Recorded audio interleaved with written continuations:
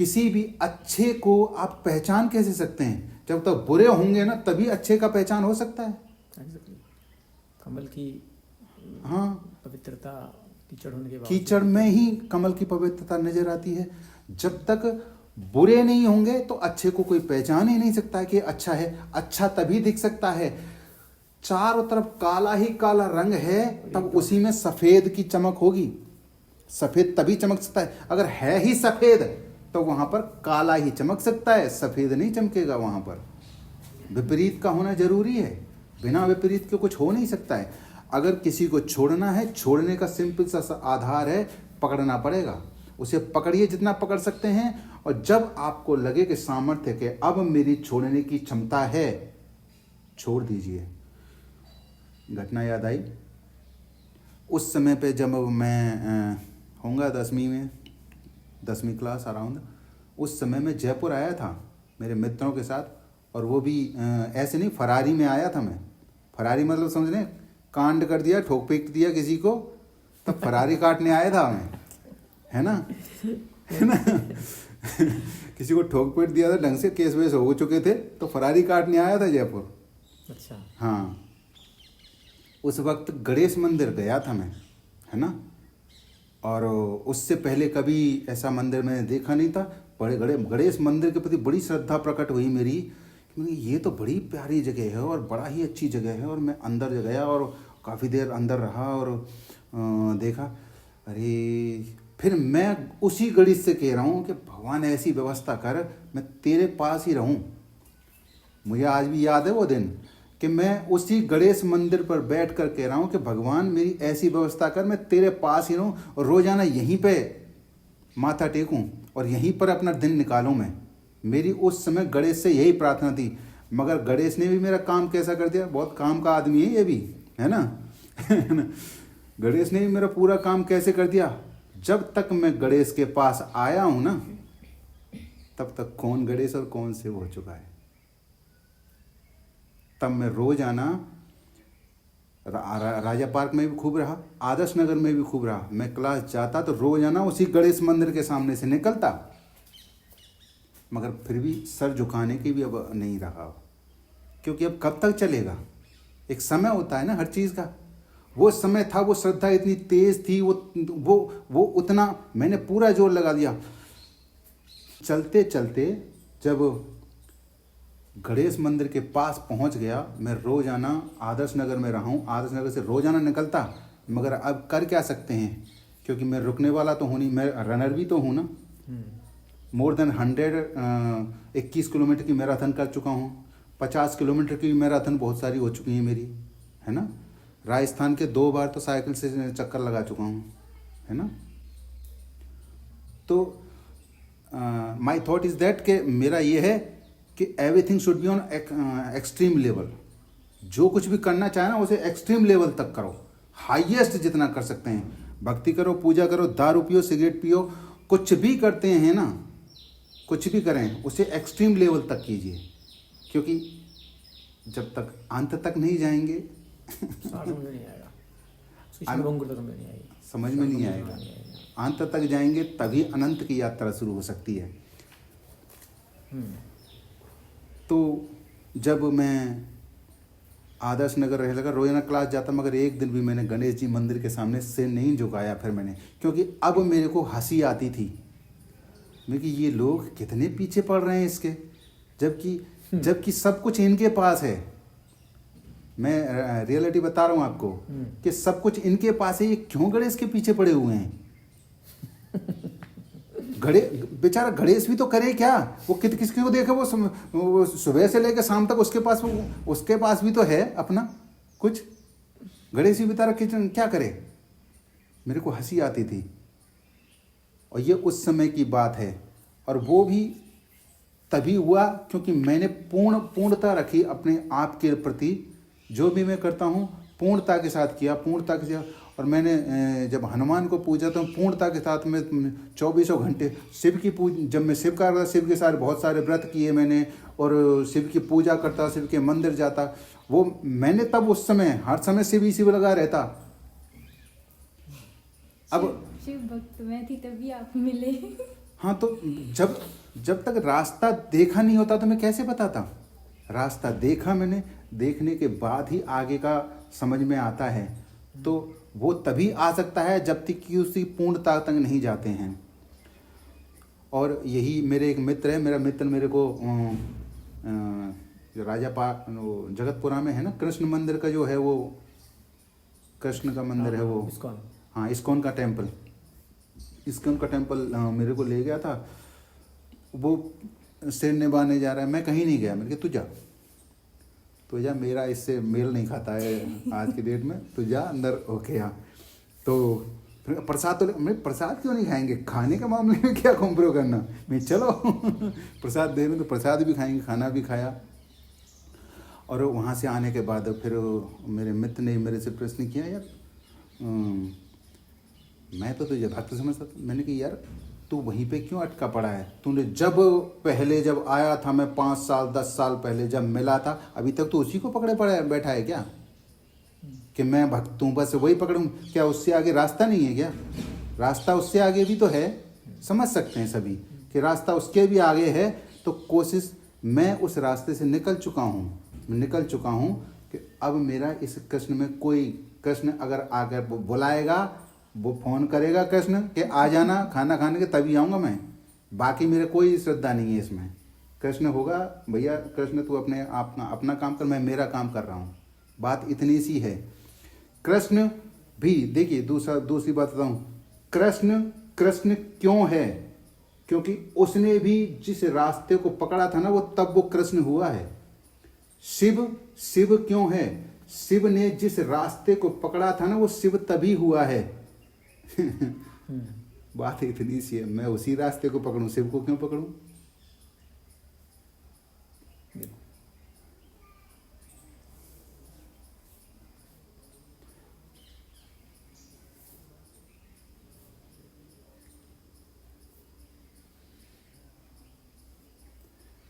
तो कोशिश ये रहे कि हम जिस भी रास्ते को पकड़ें, जिस भी प्रथा को, जिस भी पंथ को, जिस भी श्रद्धा को पकड़ें, मगर पकड़ें हमेशा पूर्ण रूप से पकड़ कर उसे छोड़ने का भी भाव रखें और हिम्मत रखें पूरी छोड़ने की। तो आगे रास्ता आसान हो जाता है और आगे का रास्ता भी तभी नज़र आता है। और इसी वजह से मैं जिस दिन से, जब से आया हूँ, न मैंने कोई ज़्यादा देखा भी नहीं है, मैं परिचित भी नहीं हूँ यहाँ पे कौन कौन सी, वो तो आप बता रहे हैं, जो मूर्ति के लिए आप कह रहे हैं वो तो आप बता रहे हैं। मैंने कि ऐसी मूर्ति मैंने देखी भी नहीं है। मैं कहाँ देखता हूँ, मैं कुछ भी नहीं करता।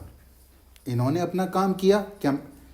सिंपल सा सिद्धांत है, क्या इन्होंने अपना काम किया तब वो यहाँ है, प्रतिष्ठित हुए, पूज्य नहीं हुए, हो गए। क्या मैं मेरा काम नहीं कर सकता हूँ? क्या तुमने अपना काम किया, निकल लिए मैं मेरा काम ही करूँगा बस, जो मेरी है। जब मेरी खाने की होगा मैं खा लूँगा, जब मेरी पीने की होगा, सब कुछ सहज रूप से, सहजता से हो जाता है। बस इतना काफ़ी है, और ज़्यादा की चाहत नहीं है मेरी, बस इतना से। तो मैं इनसे आप बहुत काफ़ी दिन हो गए, तब जाके अभी भी संत श्री बोल रहा हूँ, उनका नाम आप पढ़ लीजिए, आगे का नाम मेरे को नहीं पता है, उनको अभी भी नहीं पता। संत श्री यहाँ पे लिखा होगा, बस इतना ही याद हुआ है मेरे को। शुभकरण जी। हाँ, शुभकरण जी, ये इनका पूरा नाम ये है। मेरे को आज भी इनका नाम याद नहीं है करना क्या है, उन्होंने अपना काम किया, उन्होंने पूरी 70 साल तक उन्होंने मेहनत करी है, तब उन्होंने जो पाया है। तो मैं अपनी मेहनत उन पर क्यों लगाऊं? मैं मेरे पर लगाऊंगा। इसमें पूरा स्वार्थ तो तभी है ना, मैं मेरे पर ही लगाऊं अपना समय पूरा, तो मेरे पर ही लगाता हूँ। इसलिए मुझे मूर्तियों के बारे में ज़्यादा परिचय नहीं हो पाता। मेरे साथ ऐसा क्यों होता है, जैसे मैं एक बार किसी भी मान लो भीड़ में चली गई, मेले में चली गई, वो मेरे लिए हमेशा से छूट जाएगी, फिर मैं उसमें दोबारा जाने की इच्छा रहती ही नहीं है। ये अब ऐसे होने लग गया, मेरे सारे मंदिर छूट गए, सारे देवता छूट गए, मैंने नहीं छोड़ा। मैं कितना शिव को मानती थी, मंदिर जाऊंगी ना, मैं अब जैसे कोई होता है। जैसे आज भगवान का ये है, आज शिवरात्रि है, ले जाते हैं, लेकिन मैं भीड़ को देख रही हूँ कैसे भीड़ ऐसे मतलब वो हो रहा है। ये सारे छूट गए, अपने आप छूट गए, ये क्या हुआ? ये ध्यान से ही हुआ सारा, ये सब अपने आप ही अपने बस। आप छूट गए। इतना मानती थी स्वामी जी मैं, जैसे ये आप सब- हो ना ऐसे रात दिन व्रत रखना, लक्ष्मी माता का व्रत, सारे छूट गए। जब से मैंने ध्यान किया, रियल ध्यान करोगे ना, सब छूट ही जाएगा, छोड़ना भी नहीं पड़ेगा। छूट देखिए ही वही जाएगा। वो इसीलिए है वो, जब आप पूर्णता तक जाते हैं ना, तो धीमे धीमे रास्ता तो अपने आप ही नजर आने लग जाता है। देखिए टॉर्च की लाइट बढ़ती बिल्कुल जाएगी। टॉर्च से देखिए, जब जो दीपक लेकर जब चलते हैं ना, तो ओनली 4 फुट तक दिखाई देगा। लेकिन हजारों बिल्कुल दिखते जाती है। हाँ, वो 4 फुट चलेंगे तभी आगे आगे और दूसरा आगे 4 फुट नजर आएगा। और वही करने की कोशिश हर व्यक्ति की रहनी चाहिए। करो मगर करके उसको आधार न बनाएं, कर उसी को आधार, क्योंकि वहीं पर अटके रह जाते हैं। मेरा बाप आज भी हनुमान के पीछे पड़ा है। जबकि बाप ने मेरे को हनुमान पर बैठाया था, चल मैं वहाँ जा रहा हूँ, तू बैठ जा। मैं खूब करता, फिर मैं हनुमान में अटक गया, फिर मैं हनुमान में ही लगा रहता। फिर सुबह भी मैं ही कर रहा हूँ, शाम को भी हनुमान का ही मैं ही कर रहा हूँ, और पूजा पाठ। और क्या एक के ऊपर पूरा समर्पण करके उसमें समा नहीं सकता, उसमें शून्य नहीं होता। मीरा ने कृष्ण के अंदर समझ में आया तो उन्होंने एक ही के ऊपर पूरी ताकत शक्ति लगा दी और वो पूरी की पूरी समा गई बांध के हाँ। अंदर। तो एक के अंदर से भी तो अनंत यात्रा हो रही है। एक से भी अनंत की यात्रा। पूर्णता तो आए, बात तो सारी पूर्णता की है। गिनती का एक है ना, मैंने बताया 9 से जब नीचे आएंगे तो 1 तक पहुंचेंगे। 9 8 7 6 5 4 3 2 एक मिल गया, एक मिल गया ना। अब एक मिल गया, फिर एक को पकड़ो।